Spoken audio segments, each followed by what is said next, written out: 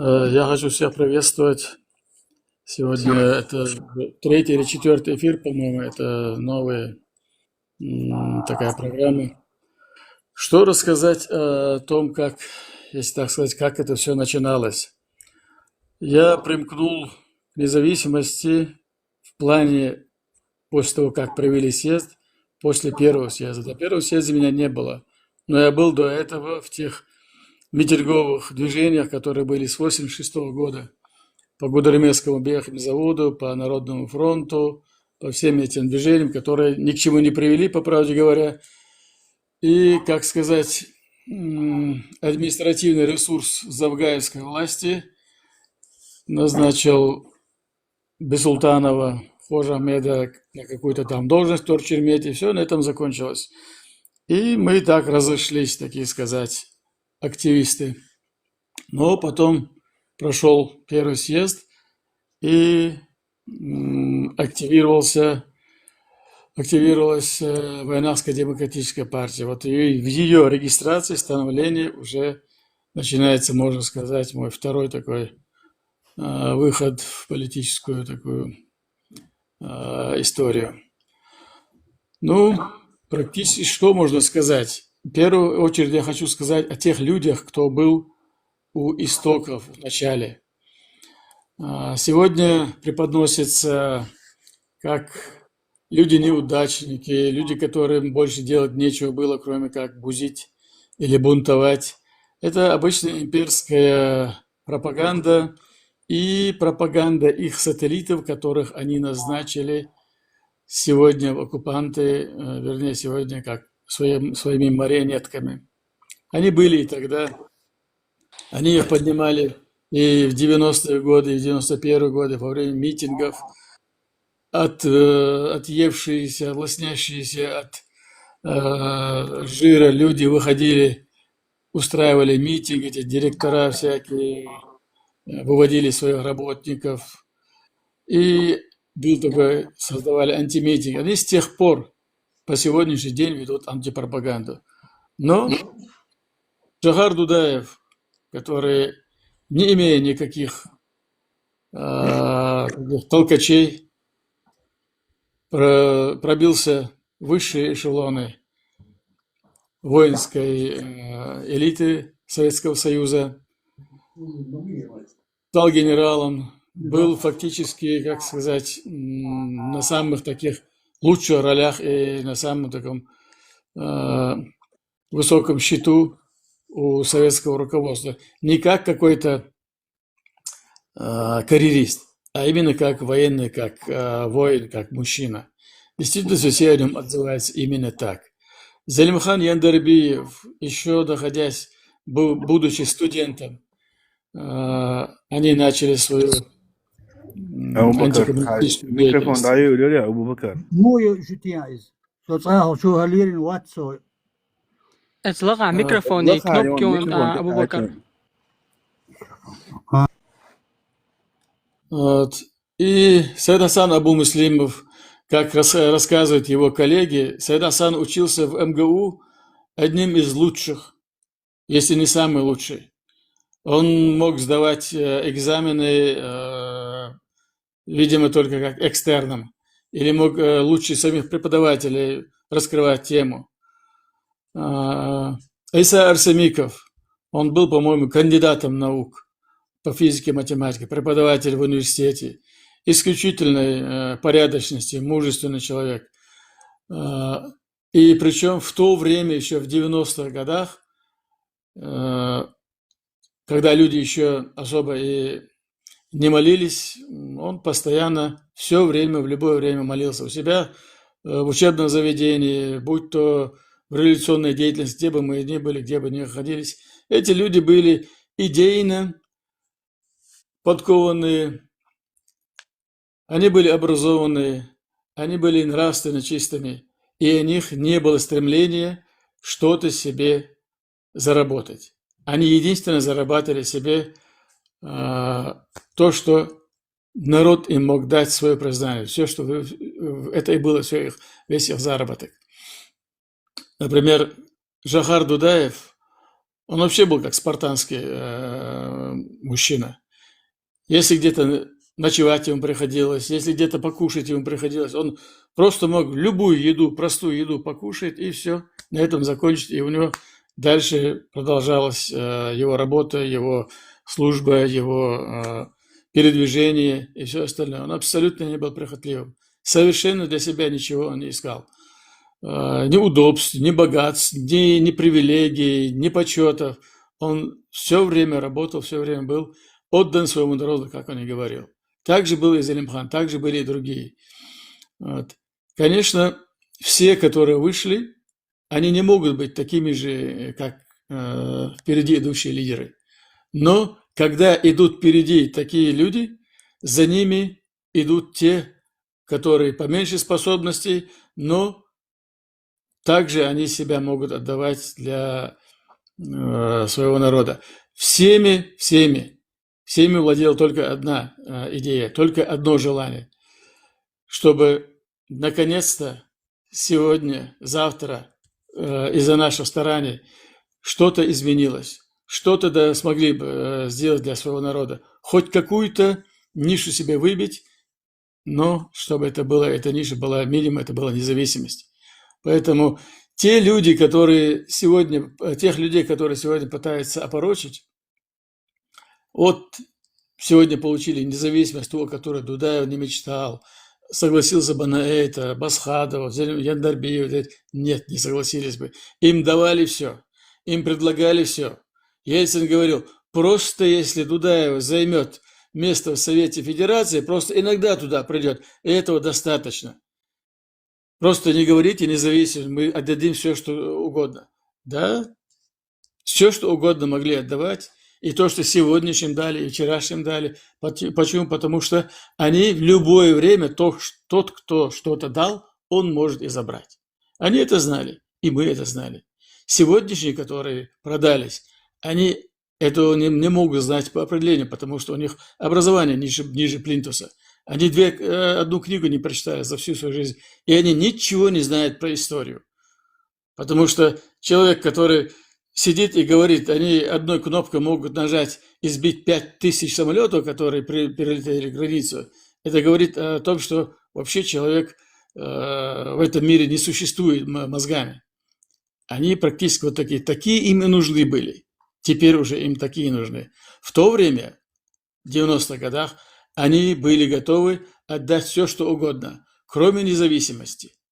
Но нам не нужно было другое, нам нужно было независимость. Если бы Зельмахан Яндарбиев, если бы Дудаев, если бы Басаев, если бы Хамзат Гилаев, если бы Хамзат Ханкаров и другие, которые были с ними рядом, они хотели бы даже компромисса, давайте немного, чуть-чуть независимости, возьмем должности, возьмем их привилегии, тоже могли бы прикрыться ради народа. Нет, народ такое не получает. Народ получает обман, и эти люди получают обман. Но те, которые идут на спасение народа таким образом, они знают, что в конце концов они превращаются в прикормленных крыс. И народ им отдается для того, чтобы они его терзали. Именно для того, чтобы в народе вытравить мужественность, вытравить стремление к свободе. Все. Оно должно быть как быдло масса. Как сегодня. Направили в Сирию, пошли в Сирию умирать. Направили в Украину, пошли в Украину умирать. Направили в Грузию умирать. Без разницы. Сейчас вопросы задают украинцы, другие, как вы можете, как и чеченцы могут. Да эти люди, они своих двоюродных братьев убивали, они своих родственников убивали, они свой народ убивают. Кто им, причем тут, как они не могут пойти на какие другие? Они за то, что они были никем и ничем, и им дали то, что они даже не мечтали в плане власти и богатств, они за это будут держаться зубами. Потому что без этого они ничто, и они никто. А те люди, которые они сегодня пытаются очернить, облить грязью, они без ничего были на высоком уровне, на высочайшем уровне. И весь мир их признал. Весь мир. И враги признали, и друзья признали, и те, кто болели, признали. И куда бы ни поехали в то время и сейчас, все они знают. А об этих знают только как о собаках. Я на этом сейчас закончу, а потом, если что, продолжим. Данильбек, Дейресул, спасибо. У нас есть другой участник тех событий, который стоял у истоков восстановления чеченской независимости, чеченской государственности. Это Абу Бакар, известный в народе как Эрсби Абу Бакар. Абу Бакар, хавистила до швек дон, дица цумиляхайн, так до Эрси мата, дуич дон там камел. Микрофон халати Абу Бакар. Ассаламу алейкум ва рахматуллахи ва баракатуху. Приветствую всех участников Гамарджоба. Добрый вечер. Всех нечеченцев с благодарностью, что вы к нам присоединились. Ради вас мы, нехотя, вынуждены говорим на чуждом нам языке врага. Да, конечно, предыдущий муслим сказал важную вещь о том, что люди, стоявшие у истока государства, были не простыми людьми, а людьми уважающими и знающими. И я к этому добавлю, что помимо этих людей, кто возглавил государство, государственную независимость объявил Его Величество сам чеченский народ еще за год до этого. На общенациональном конгрессе всего чеченского народа, куда были приглашены все чеченцы со всего мира, Средней Азии, в том числе с Америки. И присутствовал там весь цвет чеченской нации, профессора, писатели, уважаемые люди, старцы, алимы. И единогласно этот съезд принял Декларацию о государственной независимости. Это было еще при СССР в 1990 году. А когда этот Советский Союз, Красная империя рушилась, у чеченцев уже был фундамент, и они шли по этому пути на построение независимого государства. Вот на момент путча мы взяли, как говорится, этого дракона за горло и свалили его первым в Советском Союзе, бывшем пространстве Советского Союза, и первыми чеченцы сломали Ленина, ихнего идола, башка, и построили свое государство, основываясь, ссылаясь на декларацию съезда нашего народа. Участвовали, конечно, лишь лучшие, смелые, идейные. И эти идейные построили государство вопреки всему, что империя нас душила со всех сторон, по всем параметрам, но тем не менее мы построили, выстояли и даже выиграли Первую российско-чеченскую войну. Но, как сказал Джамбулат, в течение 20 лет мы держали этот бой в одиночку. Когда на стороне России был весь этот мир, и мировой финансовый фонд, и все народы, в том числе России и даже Украины, были против чеченцев. Мы выстояли. Никого мы не упрекали, и по сей день не упрекаем никого. Почему, мол, так, почему вы это или другое? Мы знаем одно, что помощь нам всего лишь от Всевышнего. Всегда было так, за исключением единиц стойких из других народов, кому мы благодарны бесконечно и на века вечные, иншаллах. То, что Российская империя ложная пропагандирует, предлагая якобы за должности Дудаев или кто-нибудь другой отказался бы, я сделал эфир, у меня есть по этому вопросу на нашем канале. Все это ложь. Думать мы не думали, и ни к чему нам вот эти российские подачки. Мы люди свободы, чести, достоинства и веры. И ничего нам от врага не нужно. Чеченцы говорят, наши предки говорили, тот, кто не остережется, не убережется от русского добра, в кавычках, тот не избавится от ихнего зла. Мы это понимали и понимаем. Дело в том, что сегодня чеченцы тоже не прекратили борьбу. Данный эфир, данная наша встреча – это тоже часть нашего сопротивления. Сопротивления бывают и физические, и другие методы, как мы видим. Мы сегодня сопротивляемся словом. Это сильный метод, это сильная сторона, это должная сторона, как верующих мусульман. Борьба наша не прекращалась и не прекратится никогда до того, пока эта российская гидра не покинет наш Кавказ.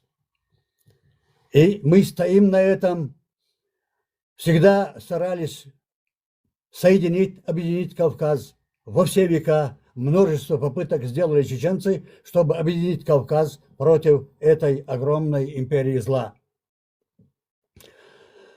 Я думаю, наши братья здесь добавят и скажут то, что необходимо. С вашего позволения, с большим к вам уважением, я скажу на нашем языке, о внутреннем аспекте на нашем языке. Прошу потерпеть пару минут. سؤال أفرالشي تخيل متجوزة قزعداتشون أسوأي دال روال سؤال نخ أما وهل دوستيت باخ دوستيت دحل تداول شوان يرسو ديس بروش العدرس تداول شوان سجستل شخنا إتيريز الحلقة ويرزنو ما يديوان تواخي هو يلا خاص هاي номер ميكروفون افكش تيلا بيستول الشيعي حيوك تبان ابو بكر احد ويستلها أقا إستيريزر يحشو ودا دالتان جستال دا بولشان سو تيريزن بوقتان تاندين حلقة قولش تسو والخ وليسن ويستولش ولش سلام لوق تيريزر شولها تسألت أدلة دات خزة تيتسوال سو يوور سلام حدلش دادت اشتحال واي يروت دادا يروت سلام حيوت سو يروتي سونو ايش واتي زيلم خاوس هذا سانو سلام دل شمنوات يليرتان دحل يل شمنوات يس وشمنوات سارقيقن بوق قان استعداج عيرن شي يزر خوتيني حد يلنشو اشت كمونيست ليلنك سان دحل قي دوت اول يقيتمسا وين ويش قان ينا دق دوله متك سايشت برتوبة دونا قل زوا بارتي بوداش وين سديس ودين زيدو قان تك حدو يلشوش ويقيت شوك هرني قبل بيشوك ولو شنو تاع بولي إبيس يا أخي لسونا قان تك وا إسا دال صدقة تشتك برسا دال شو تاع إس دالي سأخسا طالع إتوشو إس دال إتوشو بريت نروح تالش وانا سونيس وعنيتي على تصادا واتشكا سو تشوتا وشو عشان تعزوديو بيغل شو بعد ديك شيريس شو بيستر الأسئلة اللي قشتر إبسات اللي إيش زين الخيق المتكور يو وسنيس بأنيتي شو سام تسوي أنقذ شو متى علاش مو تصح صوهن ما يوعل شو تسوق هيك حبوا هرمون زين حبوا هرمون شيء دوتون لا شيء دوتوش وما هين إيش فينا واسبوط إيه أو شيء عبور شو سنقوش وات شرخ ولا سكرتير جول شو عبور زين وات شو بالقش شو كبدت شو أسأل تاج سوي أنا لا تاج سو تعملي بيني خايتان تاج إيش تشوف أشميسن والعيسى ده داق البول زالم خيسى ده عشان فيوني دكتور وصوني أبو بكر ومحمود ورئيس يا إلياس ورئيس دكتور وصون مخو إيش دون سو تعوي أنا خزر شيء خلاص يا تصليتن شو بحكي خلاص سنتين قوي يسليتني ساعة تسوي عندك تقول تعمل أنا اللي يوصل خاطرش دينا تايب خاتي أستايب نشخات شمت كيورال ها اشتر أنكيت يوك يشتن برت قولش أرجنزاتيوي قلت إيش لو دعياز ويا شيء تياش خلوية شو تايب أنا ونقطة تايب نخلوية شو قال هديك دولار شو ست من دول الخروات سؤال تاج أصدعي لسه يدرش ديك سيخاطر جواب دلشي يوصل بلتي سيخاطرش دي سارة إيش ريز خلا So ich sadon, Чечня будет свободной, бо сацана я здесь и штум шо дерса. Муху с маршон и сатуш ворк со царах ворк дерк вой. Так цар эли иштона هوقتون يقو شيء تشخل ويشو أق زيلم سؤال شيء تشخل ويشو وتأهم مجر أق هو آتر خلرنا زيلم يقص آترو سوجيمش آترو هو آتر خلر شات حتى يشونا تحتيبت سرخت دعيازنا أرسميكو عيسى قول حتى يبن خلر حشوت يشوت يسكن أولي إيش ريزي خلي سو صار إيشين سو كوك تعدوي أصر كيتي سونا أق مشر ناخدو سو أريانس ليالو إيش دون سباش وقوة تهتاتي ورشة درسة لون باش نحسبوز إيش توك مرتن تيرا إيش روشني شرا إيش دي عجمت مناخ بوز أرمي أريانس خلش بوز ياشنش بوز سون أق دو بين أحتانيش بولشا تيجا ويتسون ين خوي بوسا ويدنا رونيا إيش بيزيق نعمتك شيوسون ديك دو أولي صار سيوغا شيليا نجي يرشيرا يونا هوكشن هوكش أرشير ميت حيوك دالوي وشين متاح دون حين بيل هيتش وناق وسحيو تربوع ولسيو قبع أنكيتلو قبع إذا أدوسترين دو باتش أو خزا در إسخاصيات يسون تينش بقوي وعما داتر إيش صار سيوك إيش حادر يوشر أرولش الزابر يوك نعري وسو تنا يوك ترمي كليرتنا قبع ما دويش قبع كيه دو قبع دونا أدوسترين دو يترمي جيت يانا أسر حبل ترمي الزابر يوك أسيو ويرزيش شو أيهم باش خلط سغلاء زين وشاوتش حالي يقر يحتى يقوى كوين يهودوك أنت عديوتك أرزابرش ما يلاسون أيسا الزابر دوال بلدك دليسو وين دواغيت إذا جيبه لا دولار روال إشتا دقيقة دول دلا خبيان يقبور أسي هنديتي تقتبل شارول وتنغيل دو والله دات غير عدروي هتا تانوي إجر نشكابو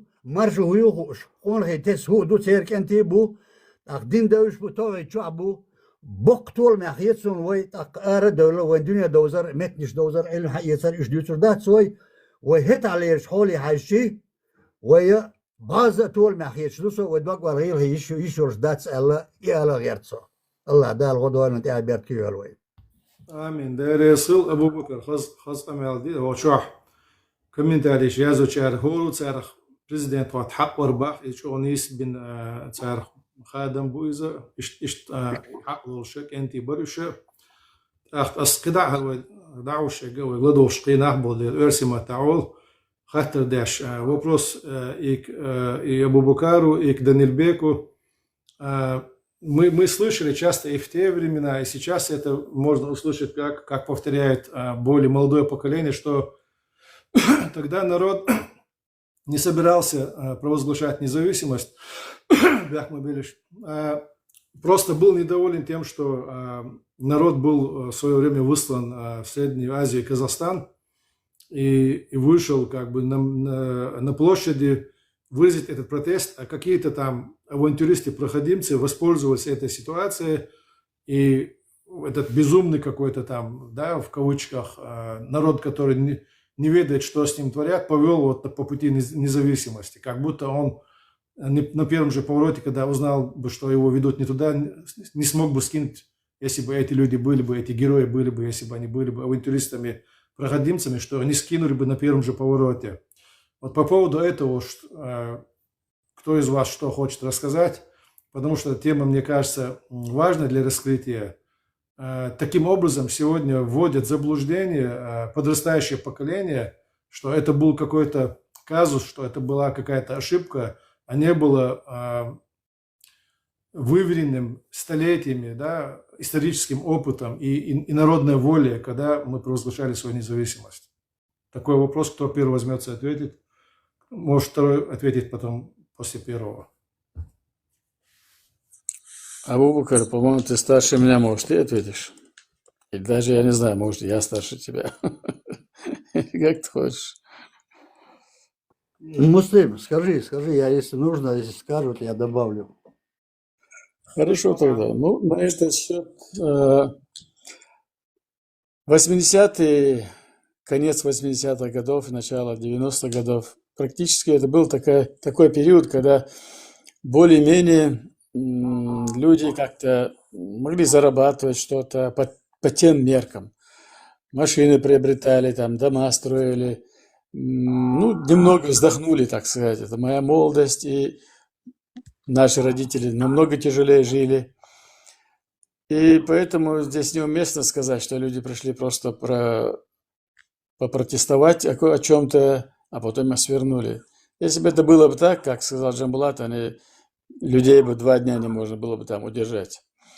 Люди, у людей этот период показал, что вот эта ненависть, которая сидела в людях за высылку, за 37-й год, за 37-е годы эти, 30-е годы вернее, до этого, которые при царское время над чеченцами совершали, это все пластами лежало у чеченцев в душе. И это все выплеснуло. Были те, которые, конечно, эти прикормленные, но фактически кто у нас был на первых ролях? Сначала были русские, потом шли армяне и евреи, потом шли дагестанцы, которые во время высылки привезенные, оставшиеся. У нас были разные дагестанцы, которые у нас и 100 лет назад прошли, к ним они не относятся. И потом были ингуши, потом только и были чеченцы. Вот это часть оставшаяся чеченская, так сказать, кусочек номенклатуры и ее такой директорская, какой такой складской такая прослойка, вот она была недовольна, да, потому что они вот только-только разжирели, они привыкли к власти, их дети начали подрастать, и они видели себя уже, как сказать, на коне. Но народ, как всегда, был в тяжелом состоянии, так и был. И дело даже не в том, что из-за того, что экономическая проблема, но это чеченскость, это ментальность чеченская, свободолюбие, она всегда сидит, лежит она в народе, в средних слоях и в ниже средних слоях. Поэтому на митинг люди вышли практически до такого среднего уровня, и те интеллигенции, которые в действительности гуманитарии, которые знали историю, знали то, что с нами делали, и знали то, что делают с чеченским народом, превращая его в манкуртов и таких безропотных, бессловесных, без языковых, без истории, какую-то массу. Вот как сегодня это продолжает, после периода, когда они смогли нас все-таки выдавить своим количеством и такими шапкозакидательскими, или, как сказать, мясом они все задавили, как сейчас в Украине штурмуют мясом. Точно так же они продолжают и над сегодняшним поколением чеченцев, над этими последние 15 лет, так сказать. Они превращают их, говорят, нам тоже говорили в школе, что у вас раньше были бандиты, чеченцы были, они ничего не умели, кроме как скот воровать у казаков. Вот за это вас выслали, вы такие плохие были. Ну, а мы в школе говорили, а вы вот русские все пьяницы, вы браконьеры, вы и предатели. Вот у вас были предатели, у нас не было. Вот такое у нас было противостояние даже в школе. Но сегодня ситуация более такая, она возможность информационного поля более широкие, чем тогда. И на людей, я думаю, действует уже более целенаправленно, более продуктивно они получают свой результат. Потому что то, что здесь наше поколение мало интересуется историей или язык свой забывает, но то же самое продолжается у нас дома. Практически очень мало молодежи знают хорошо чеченский язык, больше говорят на русском. И такие видели, наверное, спрашивают чеченские слова, это знает или не знает, смеются, я это не знал, это, оказывается, такое. Элементарно слов не знают люди. Почему? Потому что все навязывается через русский язык, все делается вот русские нас спасли, русские доходят до того, что они, чеченцы, произошли от русских. Такой же нарратив был и в нашей молодости, но в то время говорилось, не чеченцы произошли от русских, в то время говорилось, что вот пророки были такие, а вот Иса пророк, оказывается, видимо, был из русских. Эту мульку внушали, передавали нашим коммунистическим муллам, а эти муллы вещали на своих этих собраниях нашему старшему поколению. И они в это были те, которые верили. Я лично слышал это, как наши старшие говорили. Это на всех уровнях это проводится. На образовательном уровне, на культурном уровне, на религиозном уровне, на нравственном уровне. Все, ничего не меняется, так же и продолжает против. Но в то время люди, которые вышли, когда Ельцин объявил чрезвычайное положение, в городе машины остановились. Они не могли никуда ехать, потому что народ вышел. Люди шли. Я когда поднялся на крышу этого Салмина нашего и посмотрел в сторону Минутки, вот прямо там видно, это проспект Ленина тогда это был. Там кроме людей ничего не было, прямо вплоть до Минутки. От вокзала, от этого, весь центр, и вот километра 3-4 вокруг был заполнен людьми. Люди вышли протестовать. Если бы не было этого народного стремления, народного такого движения, нас бы раздавили первые, наверное, 3-4 дня после этого путча, как они проиграли. Ельцин как-то уже вошел в роль, и пошло уже обратное по российской государственности, начали свое пропагандировать. И недобитые наши местные завгаевские, они могли нас раздавить, если бы не было этого народа. Но народ вышел. Не сразу, правда, не в первые дни, но когда в первые дни, где-то неделю, вот эта горсть лидеров и их соратников, они не сдались, они не ушли с площади, люди начали приходить. И этот критический момент был пройден. И тогда уже, как сказал Абу-Бакр... Салам алейкум. Кенти. Бях мавилашо оаларн. Освободился, а юк мавила ишт. Просто так юк мавила. Ладуал вахаджа амялдеш. И по Советскому Союзу впервые был свален памятник Ленину. Я помню этот Ханкаров Хамзат. Он говорит, мы должны делать акции. Если мы не будем делать акции, у нас народ не воспрянет. Он будет так и бояться будет. И они накинули на него этот аркан из троса, и из крана потянули, он рухнул. Когда этот истукан стукнулся об асфальт, у людей из груди вырвался такой вопль восторга. Вся площадь взорвалась. И это был такой переходный момент. Вот этот страх этим моментом и вырвался из людей. Остаток страха, который сидел. Но это было начало, и отсюда уже мы поняли, что здесь, в Чеченской Республике, коммунистическая власть рухнет окончательно. И это был первый такой, так сказать, звонок, даже не звонок, а такой набат в колокол, что все, коммунистическая власть в Чеченской Республике закончилась. Ассаламу алейкум.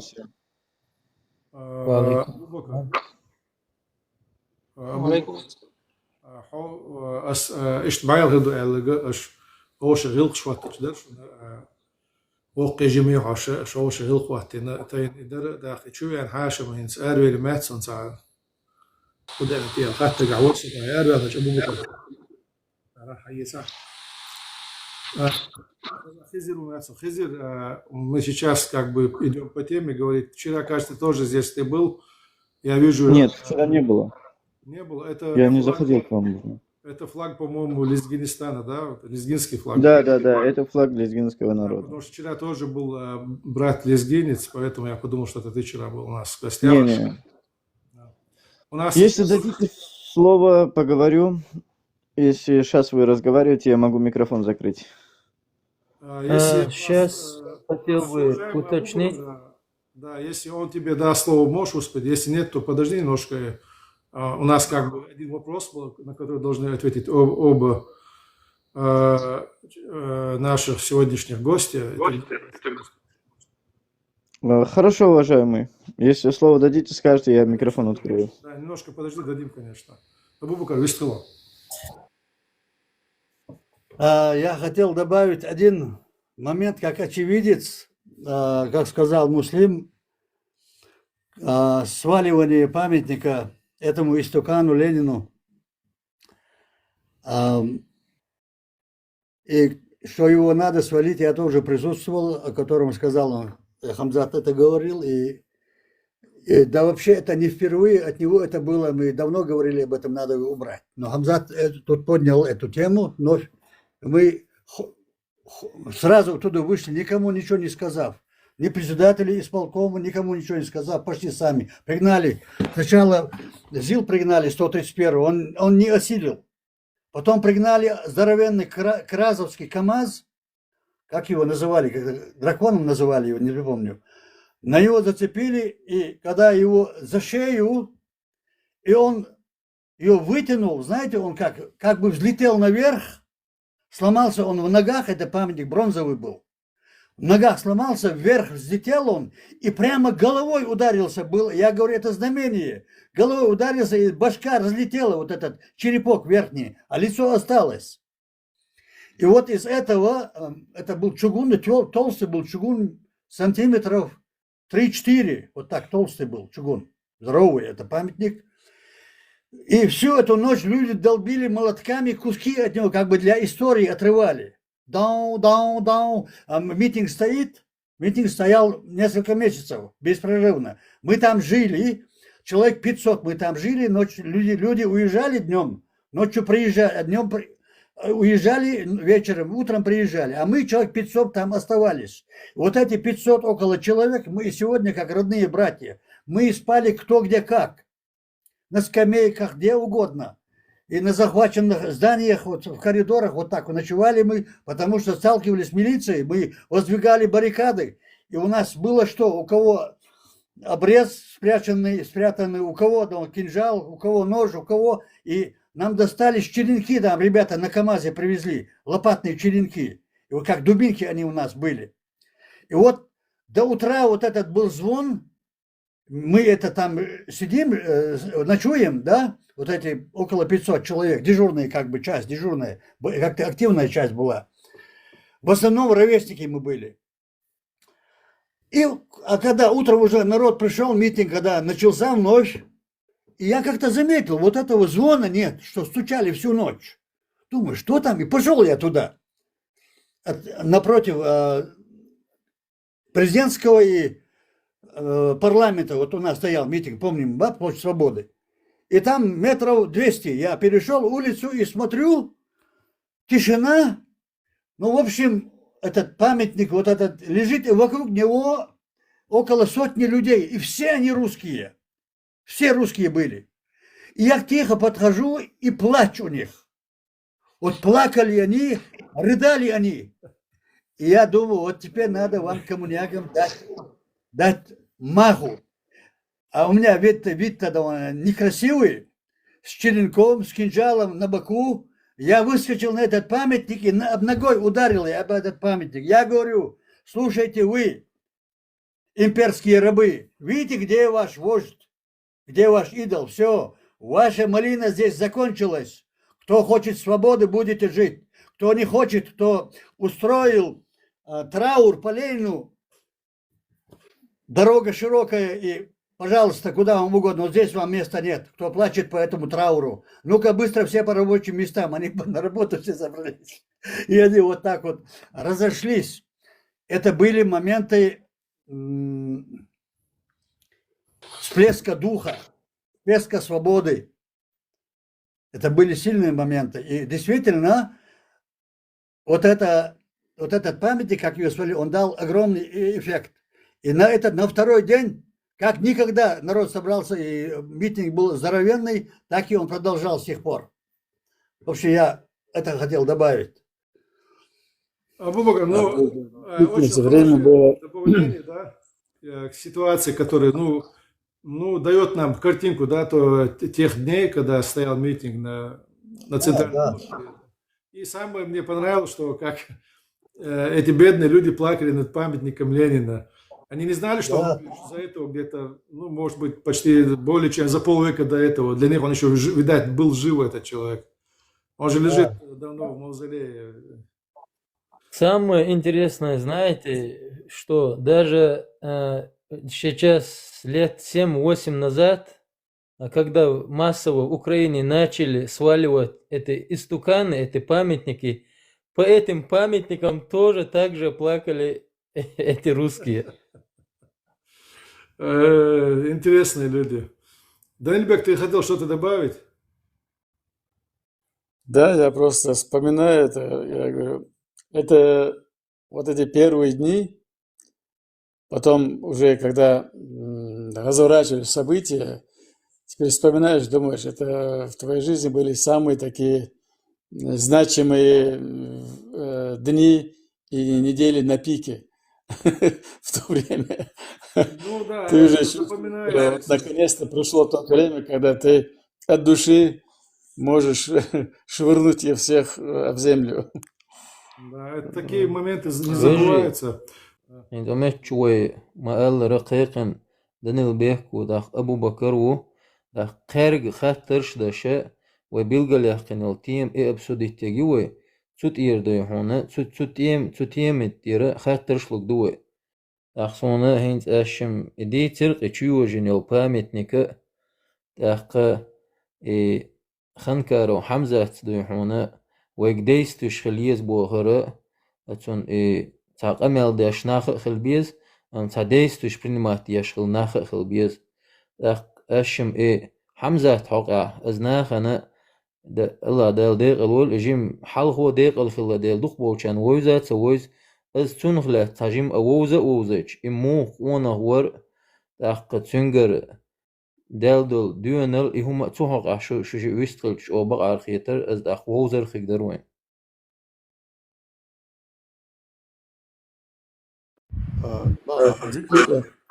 Давай тогда я начну коротко, и Абу-Бакр тоже продолжит. Что-то у меня включить камеру не получается, я не знаю, что я как гость умный говорит, поэтому он не может включиться, камера. Данилбек. Ita ošel. Цун улля юник кружочек чуа, жима ёшну и камеру да он. А шикварт болсан хумиони Данильбек. Микрофон юхи Мгм. It's карисуна إذا شو لقنيت إتعين كاميرا كوتشيريون أكسرنيت إتعيان. Ton подписчик шкез будь он летер яйца. Цун делха мегон, да. Ладно.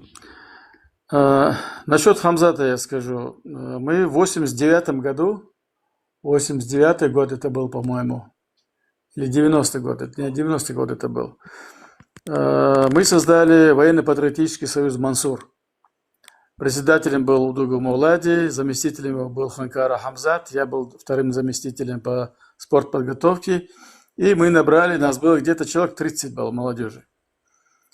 И как-то потом мы занимались спортом, собирались, и мы некоторые такие под тем возможностям проводили какие-то мероприятия, не скажем акции, но мероприятия. И в то время мы впервые пошили наш этот флаг, но он был просто зеленый, и на нем волк был вышитый, вот этот, который герб у нас. И мы с этим волком, таким флагом выходили, какие-то республиканские мероприятия, не властные, а так, которые организовали там скачки, другие, третьи, которые были как спортивные мероприятия, что-то было. И мы в этом деле как-то рисовались. Мы представляли, что есть такая организация ВПС «Мансур», военно-патриотический союз «Мансур». Вот. И в той ситуации мы организовывали лагеря, где не так сказать военная подготовка была, но приблизительно как бывают скауты. Такие же примерно у нас были пару раз, организовывали мы лагерь и организовывали мы тренировки. Мы фактически, как сказать, готовились. Была создана Вайнарская демократическая партия, и таким негласно было создано вот этот военно-патриотический Мансур. И когда уже начались наши митинговые дни, тогда уже действительно нужно было людям выходить уже на улицу, именно этим активистам. И когда приходили, например, 19 августа мы собрались ночью в штабе. Анкаров был, Удугов был, Джахар пришел, Зелимов его арестовали. Он днем вышел, его арестовало, КГБ забрали. Вот. И, ну, правда говоря, человек 10, так, 11 всего собрались ту ночь. Ну, может, все и не знали, может, не знали, как, что, где. И когда уже начали разрастаться, как сказал Ханкаров, мы должны делать акции. Но к нам приходили такие разговоры, что вот завезли, вернее, прибыли на станцию в Моздок, в Гудермес, в Беслан, прибыли эшелоны. Чеченцев готовят к депортации. Потом нам сказали, что есть в лагерях, в пионерских лагерях расквартированы военные, морпехи и другие, третьи. Потом пришла информация, что колонны Уралов по городу, по республике ездят. И мы начали выезжать и проверять эти ситуации. Именно наша группа, я, Ханкара, Хамзат и еще один Идрис его звали, мы втроем на моей машине ездили, мы приехали на Петропавловское шоссе, мы там увидели эту колонну, мы с ними разговаривали. Они нам сказали, военные, которые возглавляли нас, сказали, закройте дверь. Но те, которые были за рулем, там один даже чеченец был, они сказали, что их неделю назад завезли сюда. Днем они стоят, ночью их они маневрируют по республике. Что вроде им сказали, что их привезли на картошку. Потом мы поехали в другое место, там мы обнаружили морских матросов. То они не такие крутые были, но это, по-моему, срочники были. Да, срочники с какого-то морского флота их привезли. И их по республике везде вокруг Газа очень много было. И в этой ситуации нам нужно было что-то делать в действительности и организовываться. И когда людей мало вышло, активистов еще не так много, и практически нужно делать, во всяком случае, создавать большую видимость, чем на самом деле, чтобы те, кто против тебя собирается, особенно милиция, которая была в Чечне, русские стояли за ними, вперед они выдвинули всех чеченцев, с кем бы ты ни разговаривал, с кем бы ты ни коснулся, все говорили на чеченском. Раньше, когда год, два, три назад ты чеченского милиционера мог увидеть только в сопровождении русского, а так русских не видно было. Вот. И поэтому мы, когда они устроили бунт в центральной тюрьме, возле Гаита было, мы туда ездили, разговаривали с этими, успокаивали этих зэков и предупреждали милиционеров, что нам приходилось их пугать тем, что у нас подразделения готовы, и если вы будете активно что-то предпринимать, что по вам откроют огонь. Другого выбора нету. А фактически, оказывается, Джахар и подготовил одну группу во главе. Его звали Руслан Шамаев, его звали. Он бывший десантник был, или спецназовец. И под его руководством там входил у него и Шамиль Басаев в этой группе был. Они захватили КГБ. Они одним махом в одну ночь взяли, штурманули и с одним ранением, такой рикошетом одному КГБшнику попало в спину, что-то вроде, по-моему, пуля. И они захватили КГБ. Потом, когда захватили КГБ, вторая группа, другая захватила МВД. И когда эти начали захваты, фактически местная власть была деморализована и дезорганизована, потому что в Москве еще не установилась какая-то одна власть, потому что там ГКЧП, которые сели, сколько человек было, они струсили, ихняя ситуация пошатнулась, ихние сторонники отошли в сторону, ельцинская сторона начала укрепляться, но еще было советское правительство, Горбачевское, и военные были, и другие, и там было многовластие получилось. Советское военное руководство и уже Российская Федерация, которая поддерживала Ельцина. И наши грозненские там Кочубей, по-моему, сидел, ему дали генерала, да, Кочубей его звали, представитель КГБ. Он, когда Жохар на него наехал, так сказать, он позвонил ему, ночью это было 19 августа, когда они забрали Зелимхана и Эндарбиева. И Жохар ему сказал, это полковник Кочубей, он говорит, по телефону. Ну, на том конце не слышишь, что он говорит, но Жохар повторил, он говорит, для меня ты всегда будешь полковником, говорит. Он оказывается, сказал генерал Кочубей, а им дали, каждому повысили на 1 звездочку эти ГКЧПисты. И он себя называл генералом, хотя он был полковником. Жохар говорит, если ты завтра утром не отпустишь, это уже было ночью где-то, 2 часа уже практически утро наступало. Если ты, говорит, не отпустишь Зелимхана, говорит, мои ребята придут и размажут тебя по асфальту, говорит, и положил трубку. Это был шок и для нас, и для кого угодно. Когда твой лидер идет вперед жестко и уверенно, у тебя нет выбора, кроме как идти за ним. Если бы лидеры начали бы какие-то, давайте найдем компромисс, играть туда-сюда, вы хорошие, мы хорошие, этого ничего не получилось бы. Жохар это на тот момент просто был незаменимый, другой в этом месте не выдержал бы. Ну, фактически так же мог поступить и Зелимхан, потому что он, когда объявили ГКЧП, он вышел на площадь один с мегафоном. Никого не призывал, никому не говорил, давайте соберемся. Он сам один вышел и сказал, это военный переворот, это захват власти, это незаконно. И его КГБ забрало и посадили его, задержали. Поэтому действия людей, которые стоят впереди, они дают силу и уверенность тем, которые стоят рядом и за ним идут. Поэтому, и когда нужны были эти акции, когда нам сказали,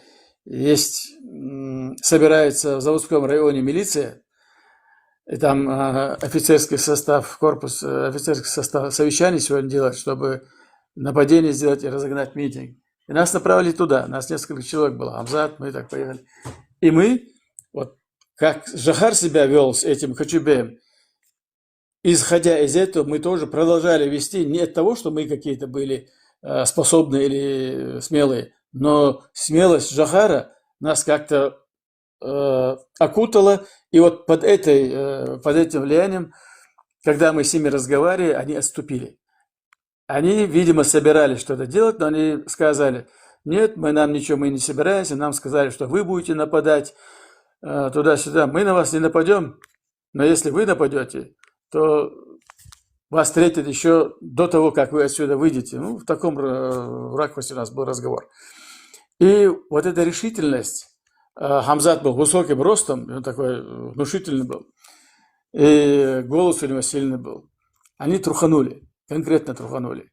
И они не знали, что будет завтра, если они сегодня вяжутся. Они же не сами своим мужеством подавляли людей, а той властью, которая за ними стояла. А когда этой власти они не почувствовали, за ним стоящие, они все сели на свои пятые точки. Поэтому вот этой ситуации, то, что Хамзат сказал, надо нам делать акции, мы приходили, мы говорили, спрашивали Жохара, может это сделать, может то сделать, а что нам сделать? Жохар говорит, вы знаете, что не надо, говорит, приходить ко мне и говорить, Жохар, сделаем это, Жохар, сделаем то. Вы что-нибудь сделаете конкретно, какую-нибудь акцию сделаете, придите и скажите, Жохар, мы это сделали. Вот это, говорит, будет дело. Хамзат так раз встал, все понятно, говорит. И после этого ему ничего не нужно было уже ни ему, ни нам говорить. И пошли захваты, и телевидение захват, и Саумина, и захваты других. Начали их выкидывать, и люди начали переходить на сторону митингующих. И фактически вот эти 4-5 дней максимально, первых дней, очень много решило. Но и дальнейшие где-то в течение этого месяца противостояние с местной властью, с МВД, которое там было, министр внутренних дел Алсултанов, он сказался больным, ушел, его заместитель там Даудов какой-то был. Он вел себя очень трусливо. Его прислали в ОКЧН в штаб. Завгая прислал, чтобы объявить нам, что вас арестуют, вот там посадят, короче говоря, там, по-моему, они тогда комендантский час он пытался ввести. Вот, у нас там уже были кое-какое оружие было. Но самое интересное, что было, был деревянный пулемет времен, как Второй мировой войны, с круглым диском сверху бывает, но он был деревянный, покрашенный черный, и он был у нас на крыше. Его оттуда издалека не разглядишь, настоящий или нет. Но он на крыше его поставили, и все, которые приходили, они думали, что это настоящий пулемет. А внутри, на лестничной площадке, когда уже, где кабинет, этаж, где был кабинет Жохара, на перилах уже стоял такой РПК-пулемет. И они, когда заходили, они видели оружие, у них глаза на лоб полезли. Вот. И Жохар говорит, арестовать их, говорит. Тогда еще Гантемиров, Беслан на нашей стороне был. Он зашел, где они сидели, так, вытащил, то ли он кинжал был, то ли большой нож был, так, демонстративно перерезал провод этого телефона и сказал, вы заложники. А этот Даудов, замминистра, говорит, не надо, говорит, зачем меня заложник? У него двое товарищей с ним пришли. Он говорит, вот этих двоих, говорит, оставьте заложники, говорит, а меня отпустите, говорит. Я к чему это говорю? У них вот такое паническое состояние было. Они не знали, как себя вести. Шаги на опережение делал ОКЧН, делал Жохар. И поэтому они фактически отставали на шаг, на полтора, на два. Им приходилось, как сказать, гасить то, что мы разжигали. Вот в такой ситуации, конечно, ситуация много проходила, и они выкинули из внутренних войска, вывели на улицу.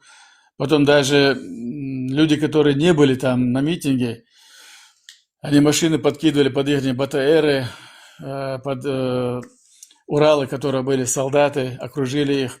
Они сидели как цуцки там. Вот. Они не знали, есть ли у нас оружие или нет. А мы говорили, что впереди, которые стоят, мы не хотим никакого кровопролития, поэтому у меня нету. Но вооруженные отряды сидят у нас. Но два отряда, оказывается, все-таки было. Который один захватил здание КГБ, и второй захватил МВД. Ну, да, вообще-то мы по жанру, классическому жанру революции захватили и почту, и телеграф, так сказать, телевидение, радио захватили. Вот. Чантемиров, как его звали? Такбир. Он захватил, ему сказал Зелим, оказывается, захватить радиокомитет, он захватил радиокомитет. Мне Зелимхан сказал захватить телевидение. Я собрал толпу, поехали, мы туда завалились, там была милиция. Ну, в общем, такая ситуация. Получалось, что мы захват совершили там-то, там-то, там-то, и практически все правительственные здания освободили, выкинули их, и они собрались только в этом Дом политпросвещения. И вот оттуда выкуривали очень долго. Вот. Это действия, которые... Мы бы этих действий не делали бы, если бы не было впереди Зелимхана и Яндарбиева, Зелимхана и Жохара. Именно эти двое человек. И с ними был... все это время был Иса Арсамиков. И они принимали решения, они давали задания, или они одабривали то, что мы делали. И активисты, где-то человек 100, 200, 300, всю вот эту ситуацию взяли под контроль и перевернули это дело. В общем-то так. Данильбек, благодарим тебя за подробнейший детальный рассказ вот о первых днях революции, так скажем. Хотя не особо все любят называть его революцией. Это было освобождение, революция там. Ну, в классическом понимании это нечто другое. Тем не менее, не важно, как мы это называем, важно, что мы в это вкладываем. Это были действительно такие дни, которые очень воодушевили весь народ, что вот это наступила пора перемен. Я думаю, и Абубакару будет много чего рассказать по этим дням, но самое примечательное для меня, как бы я для себя отметил, я, может быть, потом в конце если сочту нужным, расскажу, что я делал в эти дни. Но, наверное, не стоит при вас старше об этом говорить. Для меня примечательно, что на самом деле 2 пулеметами, одним реальным, одним деревянным, совершили революцию. Вот это может быть какой-то сюжет для действительно такого фильма, да. А если без иронии, на самом деле революция была совершена, или вот эти действия по возврату власти в руки чеченского народа, они были совершены практически безоружными. Даже учитывая те 2 отряда, которые захватили здание КГБ и МВД, там я видел, по крайней мере, на кадрах этих ребят, они очень слабо вооружены. На самом деле голыми руками разоружили власть, советскую власть в Чечне, то есть, или остатки советской власти, и взяли власть в свои руки. Ну, это такой классический пример того, что когда сегодня говорят, а как вы намереваетесь там деколонизировать Чечню, там же сегодня до зубов вооруженные отряды коллаборационистов, там вокруг все российские войска. Мы видели в 2017 году, как это происходило в Чечне, те, кто знает историю. Мы воочию своими глазами видели это в 1991 году, как все это происходит. То есть меняется все. Это не меняется просто так, как бы один аспект. Практически меняется все. Власть, она становится парализованной. И эти люди не чувствуют за собой ту силу, которую им давала вот эта властная крыша, так скажем, да. Они вдруг начинают понимать, что каждый из них предоставлен сам себе, что сегодня народ вышел, и они против народа никто. Такая ситуация однозначно сложится и в очередной этап истории, когда мы, иншаллах, вернем свою государственность, деоккупируем свою страну, восстановим свои государственные институты. Абу-Бакр, тебе слово. Я добавлю сказанному тобою и муслимам, власть берется тогда, когда погибает прежняя власть. Но люди не бывают готовы и не понимают, что прежняя власть погибла, пока не вынесут его труп. А труп выносить, мы знаем, много усилий не надо прилагать. И второе, Джохар был, мы знаем, не таким средним человеком нашего уровня. Он, во-первых, был летчиком, лучшим летчиком-испытателем СССР. В летных войсках ВВС говорили, вышла новая машина, они самолеты называют машинами. Вышла новая машина, но если машину испытал Джохар Дудаев, этой машине давали высшую оценку. Это говорили генералы ВВС. Это не мои слова. А для нас, конечно, Джохар был импульсом. Он давал импульсы на решительность, на мужество, так как это он сам был этим наполнен. Мы же знаем его стихи. «Верни мне дух свободы». Забери ордена, медали, ничего не нужно, верни мне дух свободы, который он написал в 1982 году, по-моему. И там видна картина Джохара, кто он есть. Я, например, Джохара видел впервые в студенческие годы, в 1984 году, если не ошибаюсь, у нас было землячество. И в Москве когда-то собирались в СССР в разных городах. Чеченцы и ингуши собирались, и, значит, называлось землячество. И вот на этом очередном собрании, где я присутствовал единственный раз, я там увидел Джохара, естественно, он был в гражданке, и там говорили, то ли он полковник, то ли подполковник. Говорили вот так вот, как бы между собой люди, да, я слышал.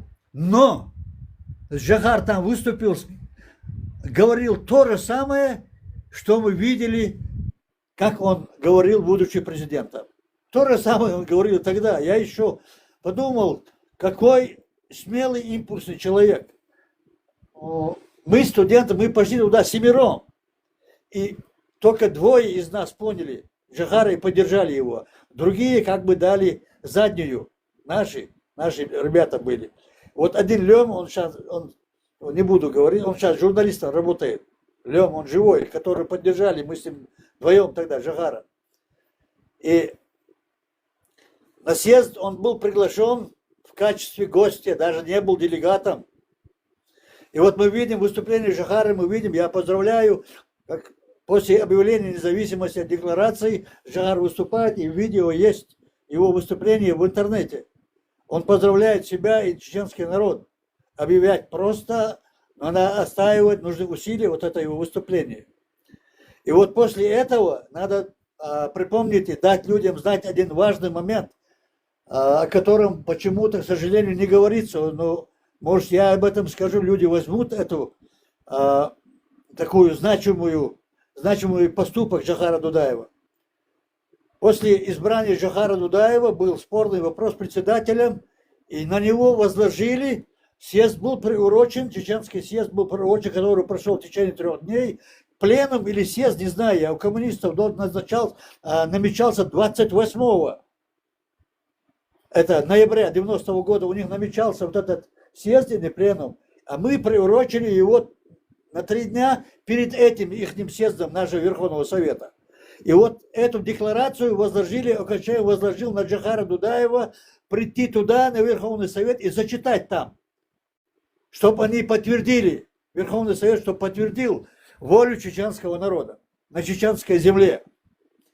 И вот когда пришел туда Джахар, кстати, первый день, когда мы вышли на митинги, я где-то неполный 1 день был его охранником, а потом отказался. Я говорю, у меня нет времени его охранять, меня самого надо охранять кому-то. У меня без него много дел. Я как-то шутили, у меня ОКЧР.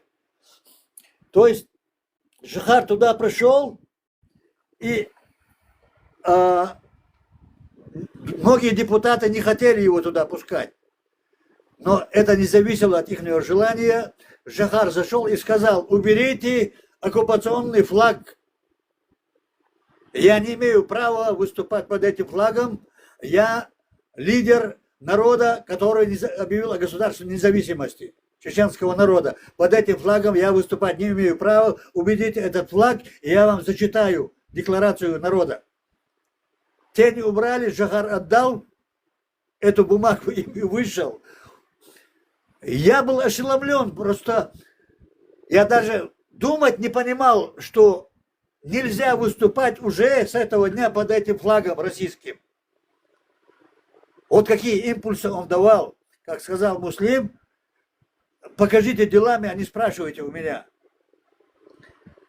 Он, еще раз скажу, кроме Зелимха, Джохара или Иси другого, это неправильная точка зрения. Вот этот титул лидера чеченцев обязывает быть таким. Любой, кого мы выдвинем сами, а мы выдвинем только достойного, любой бы другой себя так повел бы.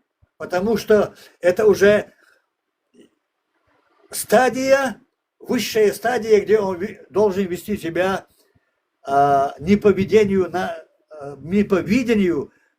нами, простыми людьми. Это уже другая ступень и другая обязанность. Как вожака, скажем так, да, волка стаи. То есть Джахар исполнил свой долг. Многие тут говорят, что Джахар поднял народ, там то да сё. Это же все неправда. Это тоже миф, клише имперское. Якобы, если бы не Джахар или не другой, то чеченский народ якобы не нуждается в свободе. Вот что они подразумевают под этими клещами. Джахар был, как я сказал вначале, был приглашен и был назначен народом, чтобы претворить в жизнь декларацию съезда о независимости нашего народа. Вот что я хотел добавить. Хочу тоже поблагодарить за очень эмоциональное, насыщенное выступление. И хочу от себя немного пояснить для наших слушателей, зрителей из нечеченцев, которым могут показаться некоторые нюансы нашей ментальности не очень понятными, поэтому и буду разъяснять. Вот здесь пишут, Джахар Онаур, в переводе Джахар был героем или рыцарем, или витязем, можно любой какой-то эпитет применить к этому слову Онау, но оно очень многозначное и очень возвышенное, да, это высшая степень похвалы для чеченского мужчины, Онау. Действительно, Джахар был таким, но при этом нужно понимать вот то, что сказал Абу Бакар, что он шутил, что меня самого нужно охранять. Именно такое отношение у чеченцев и было к Джахару и к любому другому лидеру чеченского народа. Считать его равным себе, но одним из равных, которые выдвинули вперед. Не более. Только после того, как его настигала смерть, он или становился мучеником, или же естественная смерть, только после этого могли отдать все почести человеку. Вот это есть, скорее всего, в исламской религии есть такое, но особенно ярко выражено это и у нас.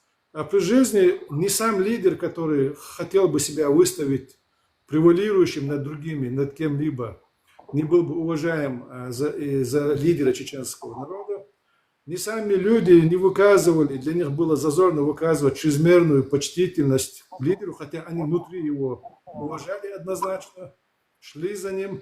Ну, прилюдно показывать чрезмерную учтивость, это тоже было проявлением низости, раболепством, то есть это тоже у чеченцев не приветствуется. Поэтому такие шутки, которые сказал Абу Бакр, они действительно были, многие об этих подобных ситуациях могут рассказать. И это никак не задевало честь Джохара, это никак не задевало масштаба этой личности. Он буквально, будучи одним из этой стаи, вживался в эту ситуацию и чувствовал себя в этом прекрасно. Вот такая ситуация, может быть, несколько сумбурна, чтобы понимали наши слушатели, зрители о той ситуации. Сегодня же, конечно, уже Джохар таким стал всемирно известным, как, не люблю это слово, как говорят, иконой, да, то есть это человек, который уже, за которого говорить не приходится, все его знают. Но в те годы, в те дни, особенно в первые дни революции и после, во время Первой войны, когда он был среди бойцов, отношение между ним и его народом чеченским было именно такое. Равны? Да. Да, правильно добавил Джамбулат. Mahmud Ohчан, Mahmud, это экрантир и плюс от итачаны запрос регион. Так шавистхан велчу и микрофон, да и эхо цахил, да и шавистру, что аю халата итчаны.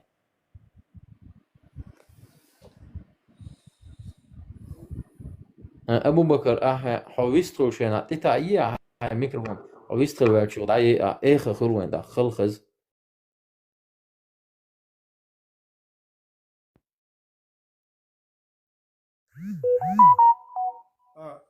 Микрофон был выключен. Я думаю, что тема сегодня неплохо как бы раскрыта. Тема первых дней Чеченской революции или же восстановления чеченской государственности. Ну, я думаю, она раскрыта даже, не раскрыта даже на 5-10% всех тех событий, которые в эти дни происходили. Спасибо и Данильбеку, и Абу Бакру, которые сегодня приняли участие. Махмуд, который сейчас запросил Кавказ. А, кстати, Абу Бакр, не обижайся на меня или не ругай меня, потому что даже Махмуда я не приглашал, он сам только сейчас здесь появился. Это такая открытая площадка, это как бы, ну, у нас тема закрыта, просто чтобы ты знал, что не было никакой предвзятости ни к тебе, ни к кому-либо другому. Это мы проехали. Да, это мы проехали уже, все. Махмуд тоже один из участников тех событий, если он сможет подключиться к нам, то, наверное, может что-то добавить. И если есть кто-то еще, их очень много сегодня еще живых в Европе, здесь, которые могут подключиться. У нас площадка абсолютно открытая. И мы даже будем рады, что чем лучше она будет раскрыта, чем общение это для тех, кто тогда еще был молод или не был свидетелем этих событий, или же для нечеченцев, которые сегодня слушают нас, для раскрытия это будет только лучше. Поэтому добро пожаловать, всех приглашаем. Любой может подать запрос, мы примем, чтобы он выступил по данной теме. У меня еще один вопрос. Сейчас массово, не только сейчас, а вообще массово российская пропаганда преподносит, что якобы именно когда к власти пришел Джохар Дудаев, начался массовый беспредел в отношении русскоязычных, русских людей, чтобы Абу Бакр и Данильбек насчет этого сказали, потому что я сам не раз слышал от Джохара его выступлениях, где он дает указания, чтобы, несмотря на какие-нибудь национальности, интересы и права людей защищались. Как будто это сверху шло указание от Джохара, чтобы русских там притесняли или типа того. Пытается вот так преподнести. ситуация кентер сюг ламаз да сюг хуюш аш чувал чаламаз да хуюш аш борш. Так что ситуация со дельчо жагарах, что бурбан со ару и руда. Ребятки, я скажу про ущемление так называемых такого клеща, ущемление русских. Это полнейшая ложь. Вообще в ментальности ученцев нет такого ущемлять другого на своей земле. Это между нами унизительно это, понимаете вы? Это многие не могут понять, как это у нас есть. Это унизительно. Мы можем унизить друг друга, если человек унизил пришедшего человека на нашу землю. Это недостойно чеченцев, во-первых. Исходя из этого, не было никакого ущемления. Наоборот, они продавали, даже по справкам, продавали дома, уезжали по одним, по копиркам продавали, несколько раз дома продавали людям, чеченцам. Вот так они уехали многие. Из-за разрухи экономики, из-за разрухи СССР, как было везде, всюду. Но оставшимся указом Жахара в 4 районах Грозного были открыты большие столовые и кафе трехразовым бесплатным питанием для русскоязычного населения. И это там не кормились до войны. Вот как дело обстояло на самом деле, ребята. Все это ложь. Ниже нашего достоинства унижать другого человека, другой национальности на своей земле, на своей родине. Это у нас между нами, это презренно, это унизительно. Я вас в этом уверяю, как говорят некоторые.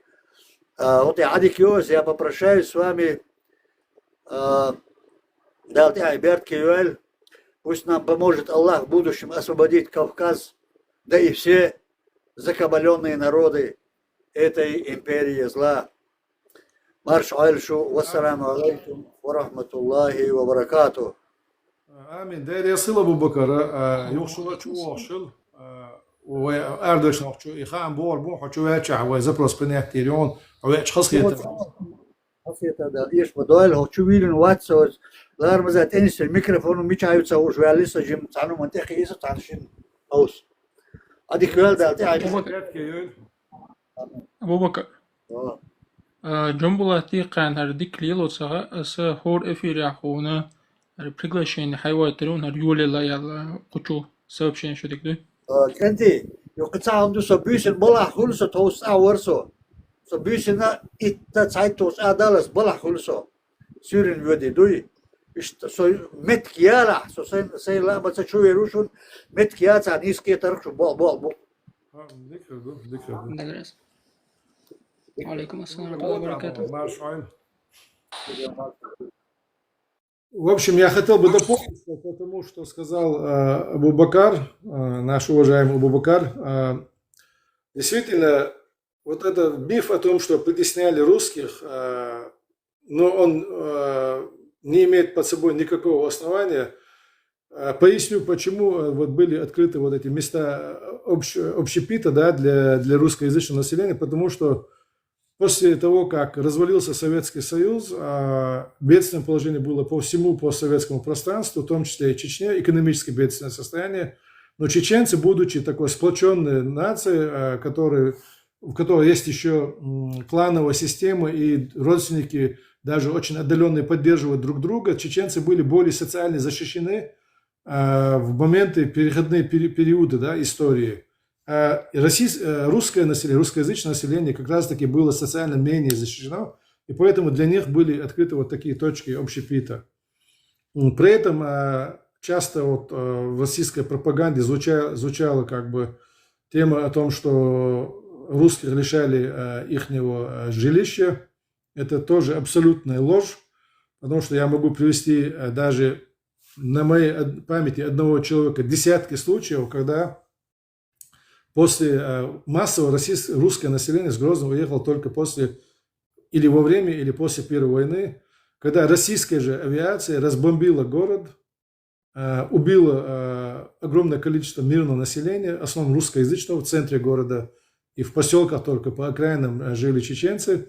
Вот когда брали центр, был приказ брать президентский дворец, он находился в центре, и кварталы центральной части города, они подверглись особенно массированной бомбежке, и погибло в большей степени русскоязычное население. Вот тогда они начали массово покидать Грозное. До этого, да, был тоже поток, уезжали люди, но они уезжали, распродавая свое жилье. Причем чеченцы по своей наивности, некоторые и по своей неграмотности просто на руки отдавали руки и без каких-либо документов. Это не имеется в виду многоэтажки нового типа, которые были построены в советское время. Просто люди выкупали дома своих отцов, дедов, предков. Эти дома были и так их, но им советская власть этих домов не вернула. Они ждали 30 лет, пока развалится Советский Союз, чтобы просто выкупить свое собственное жилье. Эти люди уезжали в глубинные какие-то области или же в Москву, в Питер. Я знаю, в Питере очень много выходцев с Грозного с документами и заявляли, что их выкинули. Они получали там пособия, какие-то пособия. Не все, обозначу, да, сразу. Не все, но очень много было таких случаев. И уже после Второй войны, когда вновь установилась вот эта оккупационная власть, они с этими документами возвращались и вновь оттуда выталкивали хозяевов этих домов, потому что бумаги свидетельствуют о том, что это их жилье. Хотя это изначально жилье их предков, их оттуда советская власть выселяла. Через 13 лет вернулись, через 30 лет они выкупили эти дома, и опять же их лишали этих домов. Были вот такие случаи. Поэтому вся эта пропаганда, она просто вилами по воде писана, как говорится. Мы раскрыли тему с помощью наших гостей, Данильбека и Абубакара, о том, что это не было спонтанным каким-то действием каких-то там, как говорили, маргиналов, авантюристов, которые повели народ непонятно куда. Данильбек рассказывал, как народ зажегся, как они готовили своих какие-то там отряды скаутов, понимая, что придет в один день этот час, когда нужно будет браться то ли за вилы, то ли за оружие, чтобы отстоять независимость. Этот час пришел, и в этот день просто люди вышли и смели эту власть. То есть эти два вопроса по теме, насколько народ был готов и ждал момента, чтобы вернуть свою государственность, и насчет того, был ли геноцид русскоязычного населения, мы ответили. Если есть еще какие-либо вопросы по теме, то есть по теме тех лет, как все это происходило, озвучивайте эти вопросы. Если нет, можно, наверное, и завершать наш сегодняшний эфир. Я думаю, он был интересен, и постараемся в следующий раз раскрыть другие темы. Здесь уже темы заданы. Эта тема была задана Ахи НАТО, и была другая тема от Я добавлю по выселению русских, Да, если можно. говори, Данильбек. Русские начали уезжать с того момента, когда председателем Верховного Совета поставили Завгаева. У них сразу сработал момент, теперь поставили местного, наша ситуация изменилась. В 1989 году русские начали распродавать по самым дорогим ценам. Первые начали распродавать номенклатурные работники, те, которые были на заводах инженерами, бухгалтерами, начальниками производств, директорами. Все они, у них были по несколько квартир, у них были дачи, построенные основательно из кирпича с перекрытием, с плитами перекрытия, многоэтажные дачи у них были. Они все это начали продавать. Я работал на заводе линолеума, это, как он назывался, Чечня-Ингушский, по-моему, химзавод, и начальник производства и главный бухгалтер оба мне предлагали, показывали. Один показывал свою квартиру на ипподромном, другая показывала свою дачу там, куда едешь, пригородный район.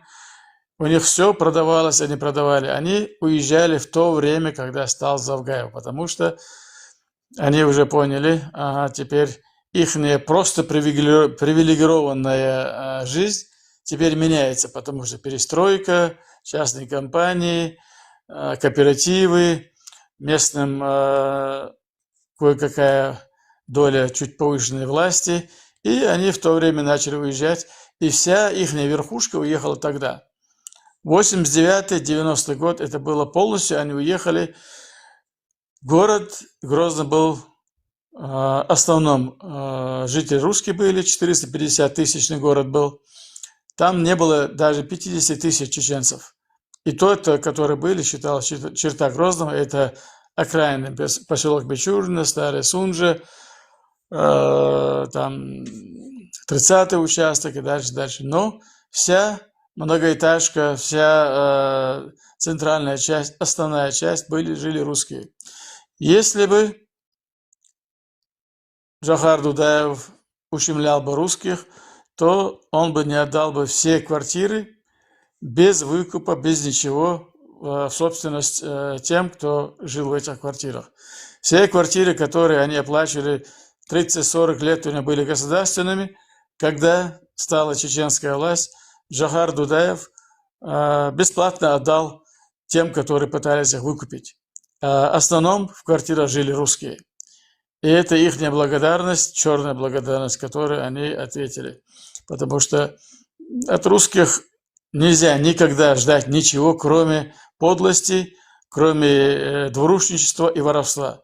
Это основа. Без этого этот народ не существует. Поэтому то, что они там наговорили, говорят, русская машина пропаганды просто взяла это в оборот и начала множить и подводить тому, что обвинять чеченцев в том, в тех убийствах, которые они сами сделали. Потому что их бомбежки убили остальных людей, которые там жили. Это были уже, средний класс или ниже среднего класса, которые переезжать-то не хотели, у них проблем с чеченцами не было, и они, их чеченцы, соседи с ними дружно жили. Но в основном люди, которые остались, опять же, в Грозном были на период уже войны, минимум 50% или 60% все равно там были русские. Чеченцы выехали в села во время войны, даже некоторых забирали с собой, которые шли русские соседи. Но они многие говорят, это наши пришли. Вот их наши, их и разбомбили. Они, очень много погибло. Вот всех, кого они убили, они говорят 90 тысяч, да, может быть 90 тысяч. Эти 90 тысяч они пихают, что это чеченцы их убили. Нет, их убили сами русские. Вот такая ситуация там была. Данильбек, я тоже хочу подтвердить, что мы же знаем, что на чеченское население в эти первые дни грозненских боев было очень много русских с Грозного, которых вывезли их соседи-чеченцы, чтобы уберечь их от российских бомбежек. Естественно, они позже вернулись, когда война переметнулась в селение, они вернулись в Грозный, кто-то уехал в Россию. То есть чеченцы никакого геноцида, пресловутого, да, о котором трубит пропаганда российская, не устраивали. Если даже сравнить по процентам, уменьшение русского населения в Чечне меньше даже как в соседних республиках, где не было войн, это Ингушетия и Дагестан.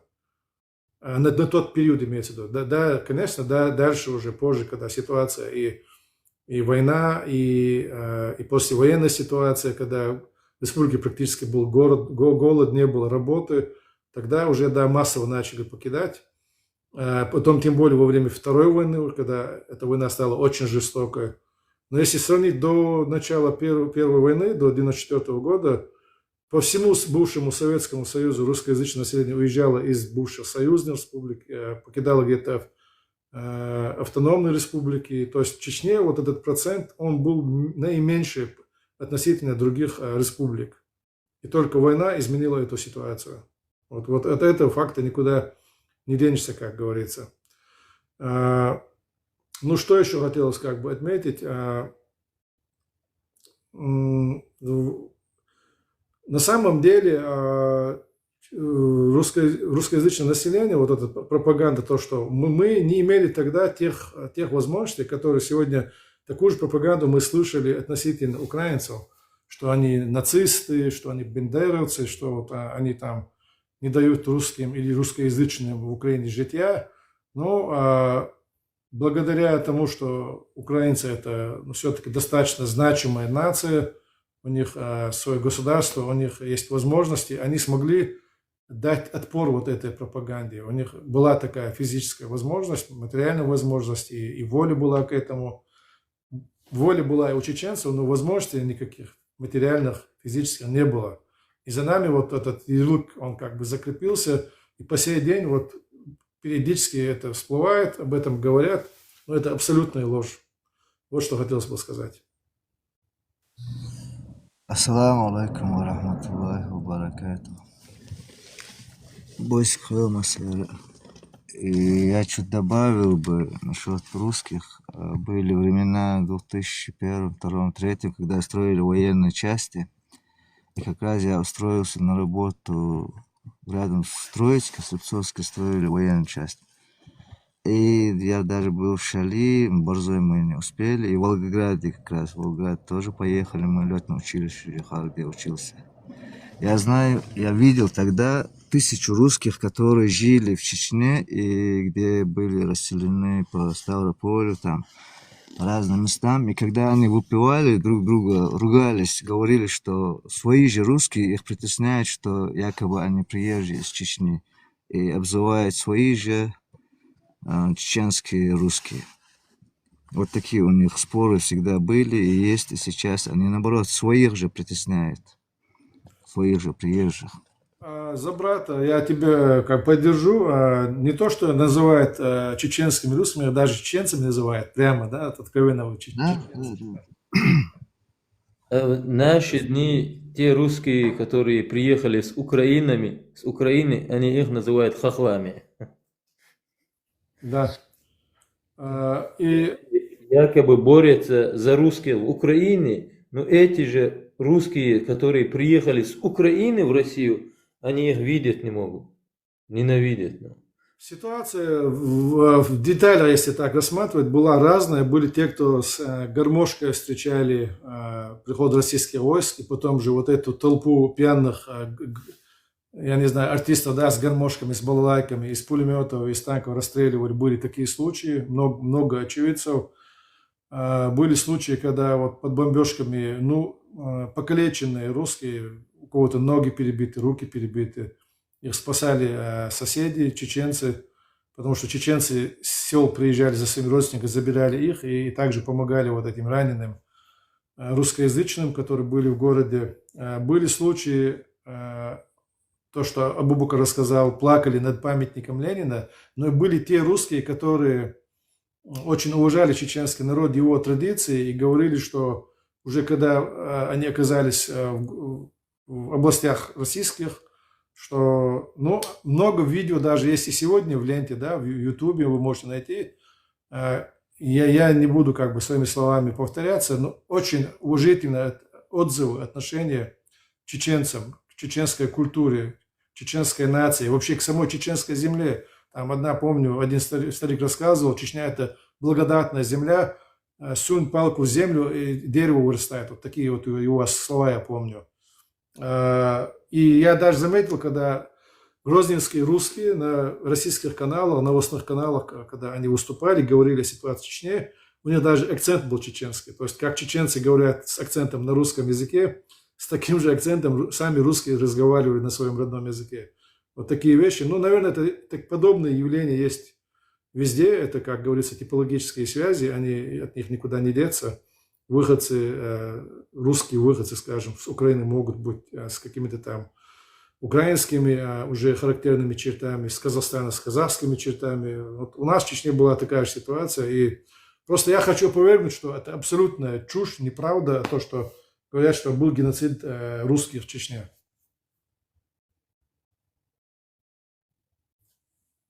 Так, Кавказ, Ушурма, если у нас нет других вопросов, у нас и Стамбул, Серхан покинул. Наверное, люди уже устали, скоро 12 час.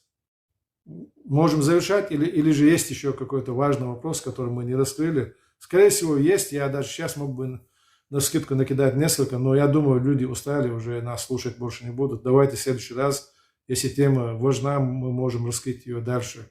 Или же будем говорить на другие темы. Да, лучше сейчас уже закончить.